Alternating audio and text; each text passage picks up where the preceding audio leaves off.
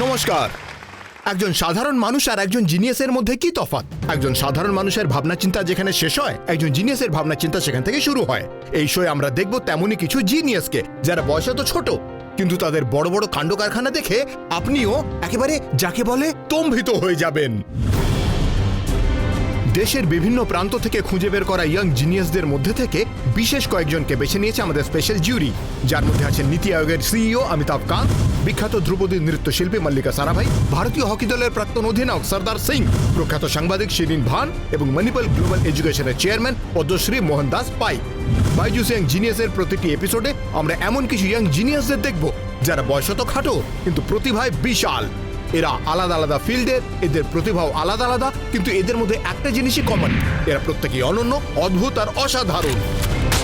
বিভিন্ন অ্যাওয়ার্ড আর রেকর্ড তো আছেই, তার সঙ্গে এদের ভেতর অদ্ভুত একটা স্পার্কও আছে।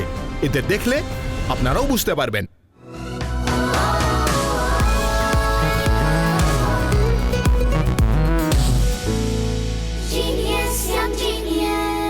বাইজুস ইয়াং জিনিয়াসে আপনাদের স্বাগত। আমি আনন্দ নরসিম্মান, এই রোমাঞ্চকর সফরে আপনাদের হোস্ট, তার সাথে দোস্ত আর সূত্রধর। আর আজ আমাদের এখানে আসছেন এমন এক ইয়াং জিনিয়াস যাকে দেখে আপনারা বলে উঠবেন, বাহ ছোটে ওস্তাদ বাহ। ডেকে নেব সর্বকনিষ্ঠ তবলা মায়েস্ত্রোকে, 14 বছরের তৃপ্তরাজ পান্ডেয়াকে।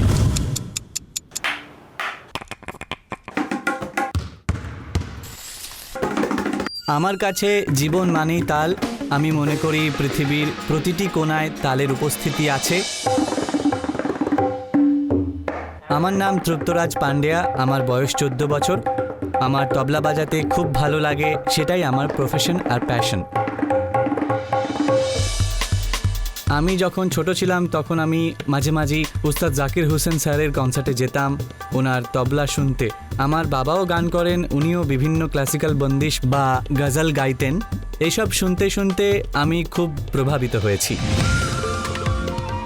আমার বয়স যখন 3 ছিল তখন আমি অল ইন্ডিয়া রেডিওতে পারফর্ম করেছিলাম, আর যখন 4 বছর বয়স ছিল তখন আমি দূরদর্শনেও বাজিয়েছিলাম। বিশ্বের সর্বকনিষ্ঠ তবলাবাদক হিসেবে গিনেস বুক অফ ওয়ার্ল্ড রেকর্ডসে আমার নাম ওঠে, আর একটা ন্যাশনাল চাইল্ড অ্যাওয়ার্ডও পেয়েছি।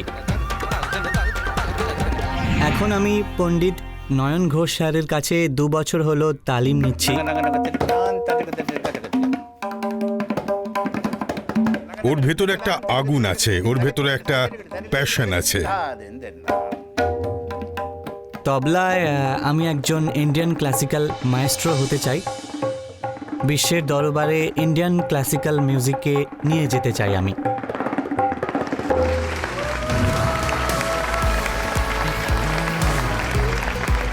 এসো বসো। আচ্ছা, তোমার এই পাঞ্জাবি আর চুড়িদার, এটা একেবারে ট্র্যাডিশনাল আউটফিট, দারুণ দেখাচ্ছে। কতদিন ধরে তুমি তবলা বাজাচ্ছ? কত বছর হলো? এখনো পর্যন্ত আমি তবলা শিখছি 10 বছর হয়ে গেল।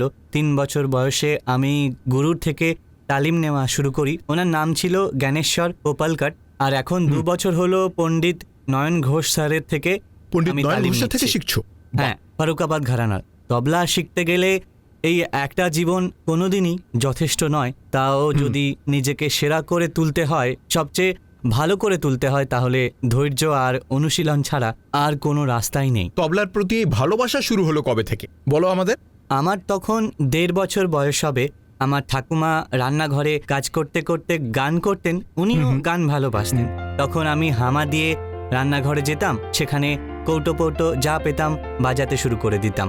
ঠাকুমাই প্রথম খেয়াল করেন যে আমি যা বাজাচ্ছি সেটা একদম তালে তালে বাজাচ্ছি। তারপর উনি বাবাকে ডেকে এই সব কিছু বললেন। এসো সেই সময়ের একটা ভিডিও দেখে নি।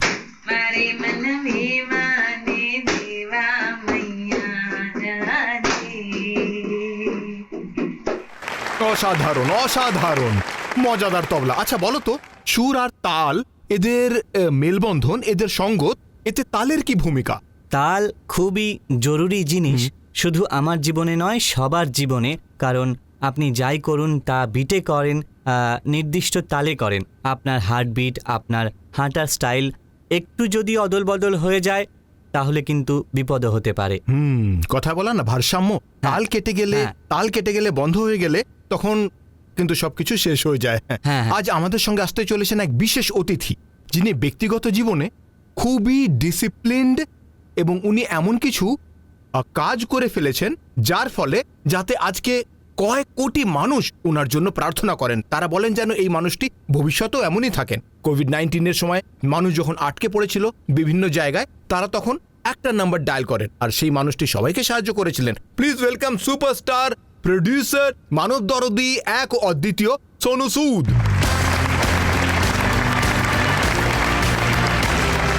মিস্টার সোনু সুদ, অসংখ্য ধন্যবাদ আমার এখানে ভালো আসার জন্য। লাগছে। আজ আমাদের এই মঞ্চে এক জিনিয়াস আছে, এক হিউম্যানিটেরিয়ান আছে, আর দুজন ফ্যান আছে। আরে না, কারণ তৃপ্তরাজও আপনার খুব বড় ফ্যান। আসলে আমি এর খুব বড় ফ্যান। আমি ওর বেশ কয়েকটা ভিডিও দেখেছি। আচ্ছা। আমাকে যখন দেখানো হলো আমি ভাবছিলাম যে এত ছোট বয়সে, মানে এত কম বয়সে, সত্যি কথা বলতে কি এতটা ডিসিপ্লিন ভাবা যায় না। আর এই বয়সে তখন আমরা তো জানতামও না যে জীবনে কি করব। ও তো এত কিছু অর্জন করে ফেলেছে। আমার বরং মনে হচ্ছে যে আবার যদি সেই ছোটবেলায় ফিরে যেতে পারতাম আর এরকম কিছু শিখে তারপর যদি এই জায়গাটা অর্জন করতে পারতাম ভালো হতো। সত্যি খুবই ইন্সপায়ারিং এর স্টোরিটা। ওর রক্তে তাল রয়েছে কিন্তু, কারণ ও তবলা বাজায়। আচ্ছা, আপনারও সুরের সঙ্গে এরকম একটা সম্পর্ক আছে না? আসলে ব্যাপারটা কি বলুন তো, আমি যখন কলেজে পড়ার সময় নাগপুরে ছিলাম তখন বুঝতে পারছিলাম না কোনটা শিখবো। তো গিটার খুব স্টাইলিশ লাগতো ফিল্মে, মানে মনে হতো গিটার খুব স্টাইলিশ জিনিস। তো তখন একটু আধটু শিখতে শুরু করলাম, একটু বাজাতেও পারতাম, কিন্তু আফসোসের ব্যাপার হচ্ছে সেটা আর শেখা হয়নি, প্র্যাকটিস করা হয়নি, মানে ঠিকমতো সময়ও পেতাম না। কিন্তু যখন এরকম বারবার স্টেজে আসার সুযোগ হয় যেখানে আমাদের তৃপ্তরাজের মতো রকস্টাররা বসে থাকে, তখন মনে হয় যে আমি কোনো একটা ভুল তো করে ফেলেছি। তাই আমার দর্শকদের বলবো যে সময়ের মূল্যটা বোঝা উচিত, কারণ সময়ই একটা খুব বড় ফ্যাক্টর, বিশেষ করে বাচ্চাদের জন্যে। যে সময়টা PS4 গেম খেলে সময় নষ্ট করছে, সেই সময়টা কিছু শেখো, আর এই সময়টাকে ইউটিলাইজ করো, যে কোনো কিছু শেখার মাধ্যমে সময়টাকে কাজে লাগাও।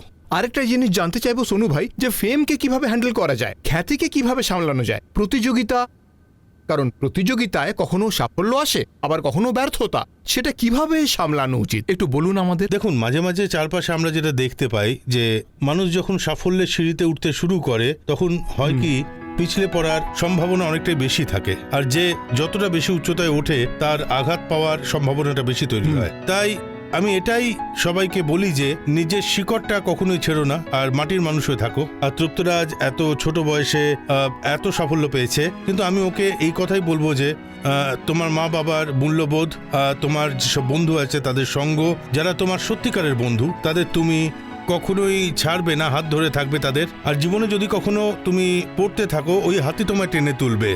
আর দেখো, জীবনে অনেক কিছুই হয়, আর আমরা অনেক কিছুই ভাবি, হয়তো সেগুলো সবসময় সফল হয় না। বড় স্বপ্ন আমরা দেখি কিন্তু সবসময় অ্যাচিভ করতে পারি না।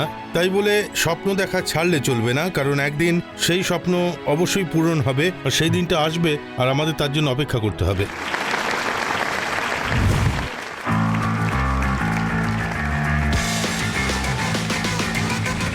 ওয়াও, বাহ! ইনি লিম্বু স্কেটিং এ রেকর্ড করেছেন, যেখানে ইনি 145 মিটার পর্যন্ত স্প্লিট করে স্কেট করেছেন। আমাদের ফিল্মে আমরা যে স্টান্টগুলো করি তার জন্য স্টান্টম্যান থাকে, বডি ডাবলস থাকে, কিন্তু সত্যি বলতে তোমাকে এসব করতে দেখে মনে হচ্ছে তুমি হলে আসল হিরো, কারণ যার কোনো ডাবলস লাগে না, যার কোনো সেফটি মেজার্স নেই, তা সত্ত্বেও কি ভালো কাজ করছো। Genius, young genius.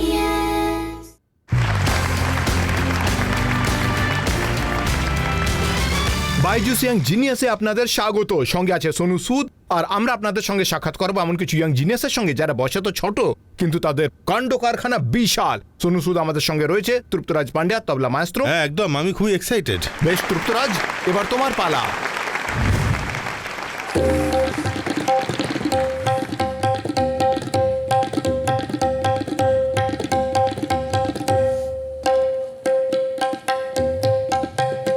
হরিণের লাফ।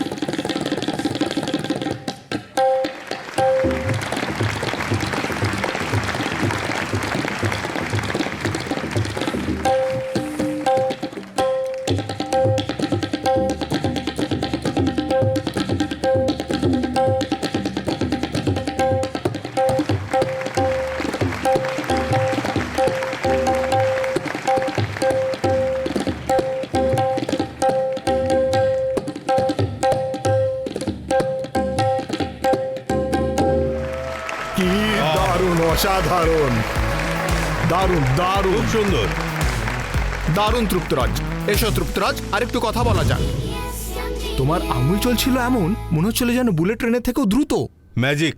পুরো ম্যাজিক। তোমাকে দেখে মনে হয় এই প্রতিভার জুড়ি মেলা ভার। অসাধারণ, ধন্যবাদ, স্যার। অসাধারণ।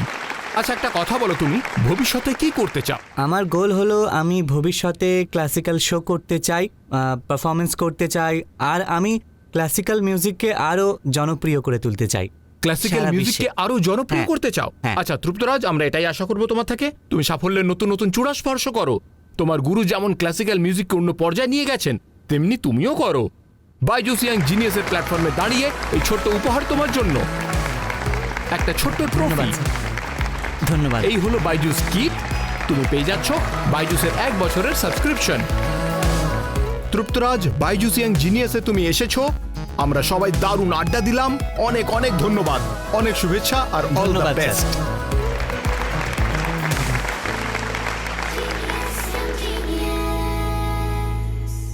তৃপ্তরাজ পান্ডিয়াকে বিদায় জানালাম, কিন্তু আমাদের পরবর্তী ইয়াং জিনিয়াস অন্য ধাতুতে তৈরি। মাত্র 12 বছর বয়সে গিনেস বুক অফ ওয়ার্ল্ড রেকর্ডসে ইনি দুবার নাম তুলে ফেলেছেন, তাও আবার লিম্বো স্কেটিং এ। ভারতের হয়ে এশিয়ান রোল স্কেটিং ওপেন চ্যাম্পিয়নশিপে রূপোর মেডেল জিতে দেশের নাম উজ্জ্বল করেছে। আসুন দেখে নিই মণিপুর থেকে আসা 12 বছরের সুপার স্কেটার তিলুক কেসামকে। আমি তিলক কৈশাম, মণিপুরে, কিন্তু নিউ দিল্লিতে থাকি। সেই 4 বছর বয়স থেকে আমি চাকা লাগিয়ে ঘুরছি। আমি roller skating, freestyle, slalom skating, ice skating আর লিম্বো স্কেটিং করি। 6 বছর বয়সে আমি লিম্বো স্কেটিং শুরু করি, আর 7 বছরে আমি Guinness book of world records ভাঙি। তখন আমি এতটাই ছোট ছিলাম যে তখন এসব রেকর্ডের মানে কিছু বুঝতাম না। প্রথমবার সাফল্য আসে যখন first Asian roller skating open চ্যাম্পিয়নশিপে ভারতের প্রতিনিধিত্ব করি, আর দেশের জন্য আমি সিলভার মেডেলটা জিতি। কিছুদিন আগে 2020-তে তিলক গ্লোবাল চাইল্ড অফ প্রডিজি অ্যাওয়ার্ডও পেয়েছে। আমি দিনে 4 ঘন্টা করে প্র্যাকটিস করি, এটা আমার হার না মানার একটা জেদ তৈরি হয়। ভবিষ্যতে আমি নিজের প্যাশনের জন্য কঠোর পরিশ্রম করতে চাই, দেশের জন্য মেডেল জিততে চাই, আর বাবা মাকে গর্বিত করতে চাই। তার সঙ্গে আমি অলিম্পিক গেমসে গোল্ড মেডেলও জিততে চাই।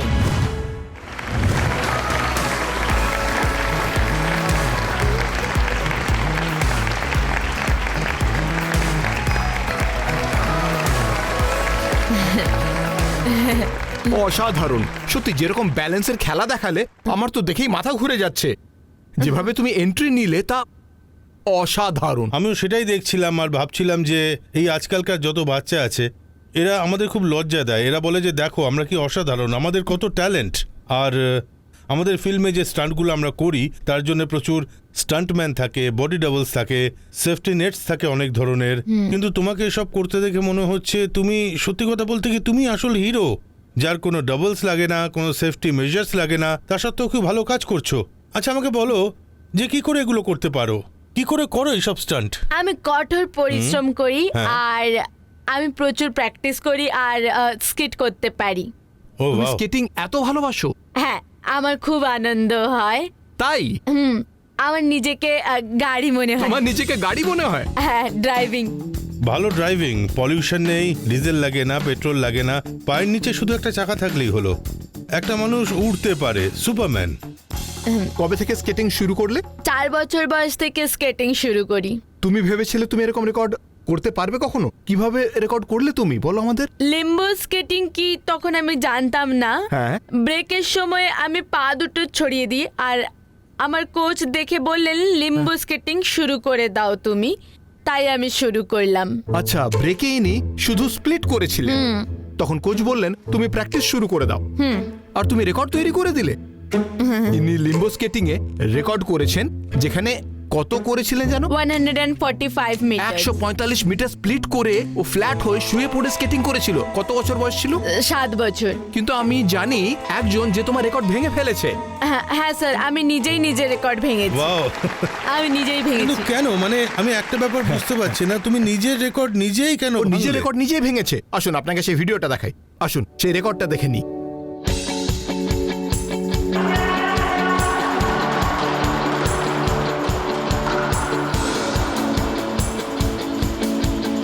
ওয়াও,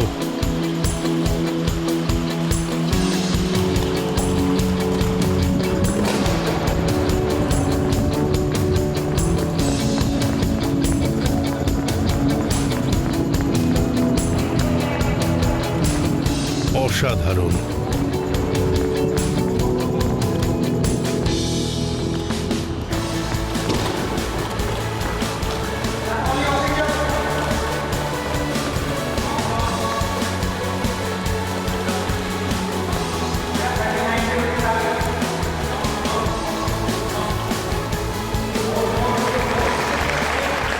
বাপরে, দুর্দান্ত। আমার একটা প্রশ্ন আছে আনন্দ, এই স্টান্টটা শেষ করার পর আমি তোমার এক্সপ্রেশন দেখছিলাম, তো মনে করে বলো তখন কি ভাবছিলে তুমি? প্রথমে আমি খুব নার্ভাস ছিলাম, তারপর যখন লিম্বো স্কেটিং শেষ করলাম তখন মনে হলো আমি তো করে ফেলেছি, এবার আমি আর কি করতে পারি এরপরে। হ্যাঁ, এটাই ভাবছিলাম। আপনাদের জানিয়ে রাখি, তিলু কিন্তু শুধুমাত্র লিম্বো স্কেটিং ই করে না, আরো 4 ধরনের ফর্ম আছে। বলো হ্যাঁ তো স্যার, দেখি। প্রথমে স্যালম স্কেটিং, আইস স্কেটিং আর স্পিড স্কেটিং। লিম্বো স্কেটিং তো এখন আর করতে পারো না, কারণ তুমি লম্বা হয়ে গেছো, কিন্তু স্প্লিট তো করতে পারবে। হ্যাঁ আচ্ছা, যদি এখন বলি করে দেখাতে পারবে? পারবো। করে দেখাও একটু সামনে, ব্যাস, হ্যাঁ ওখানে। বাহ! চমৎকার, অসাধারণ। তোমার ফ্লেক্সিবিলিটি এখনো আছে। আচ্ছা, একটা কথা বলো, করছোই যখন, এই স্ল্যালম স্কেটিংটা কি? স্যালম স্কেটিং এ কোন রাখা থাকে? ঠিক আছে, তাহলে আমি কাজ করি, এই নাও, ঠিক আছে তো? এবারে হ্যাঁ, ঠিক আছে তো? আমি এখানে বসে দেখবো। ওয়াও,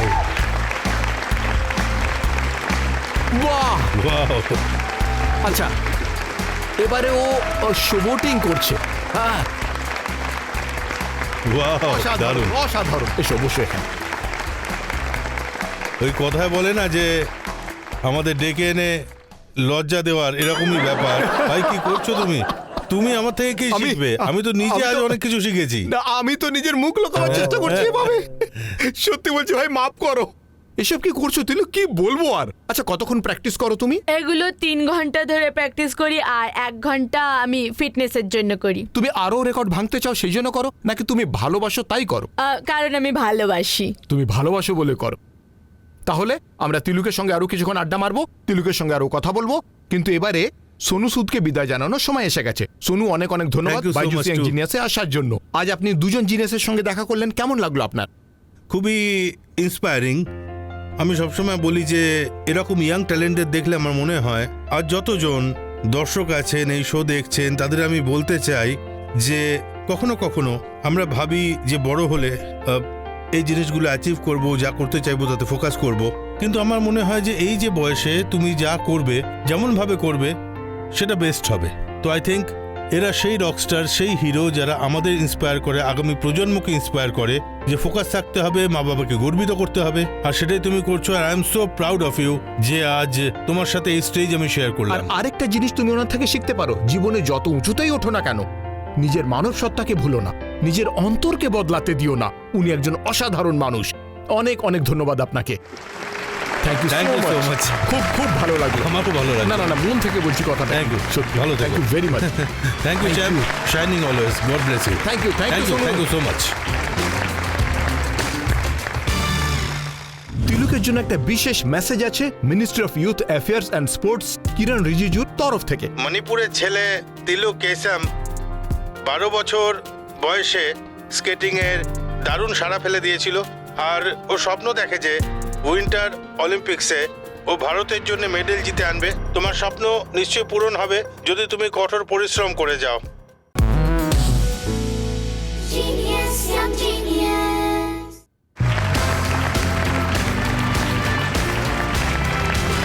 বাইজুস ইয়াং জিনিয়াসে আপনাদের স্বাগত। এই মঞ্চে আমরা দেখছি এমন কিছু ইয়াং জিনিয়াসদের যারা কম বয়সে এমন সব কাজ করে ফেলেছেন যা বাড়িয়ে দিয়েছে আমাদের দেশের সম্মান। আগে হ্যাঁ, এমনই এক ইয়াং জিনিয়াসের সঙ্গে আমরা কথা বলছি এখন, আড্ডা দিচ্ছি। চ্যাম্পিয়ন স্কেটার, এনার নাম হলো তিলক কাইসাম। একটা কথা জিজ্ঞেস করি, তোমার স্বপ্নটা কি? আমার ইচ্ছা স্বপ্ন করে? হলো একজন মানুষের মতো মানুষ হওয়া, আর আমি দেশের জন্য মেডেল জিততে চাই, আর দেশের হয়ে গোল্ড মেডেল জিততে চাই অলিম্পিক গেমসে। কোন Olympics? Winter Olympics. Winter Olympics? হ্যাঁ। কিসে জিততে চাও? কোন বিভাগে জিততে চাও? Ice skating. Ice skating. তিলকের জন্য একটা বিশেষ মেসেজ আছে ministry of youth affairs and sports Kiren রিজিজুর তরফ থেকে। আসুন দেখে নেওয়া যাক। Have a look. News 18 young genius অনুষ্ঠানটা করে ছোট ছোট বাচ্চাদের তাদের প্রতিভা গোটা দেশকে দেখার সুযোগ করে দিচ্ছে।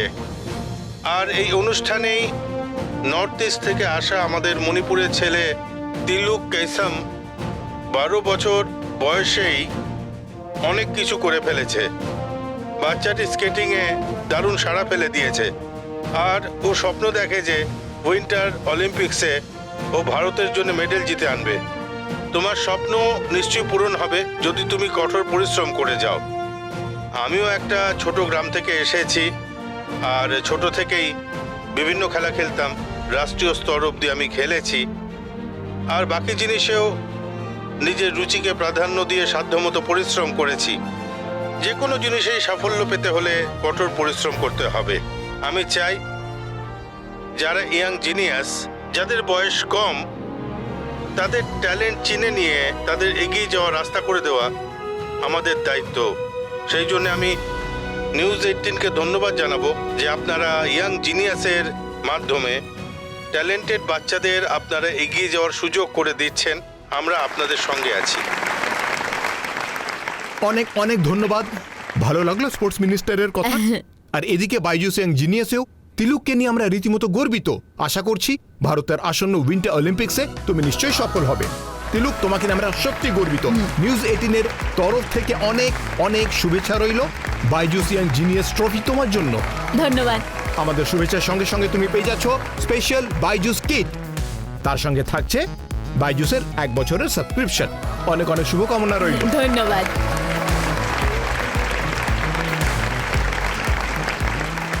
আর এর সঙ্গেই শেষ হচ্ছে বাইজুস ইয়াং জিনিয়াসের আরো একটা স্মরণীয় এপিসোড।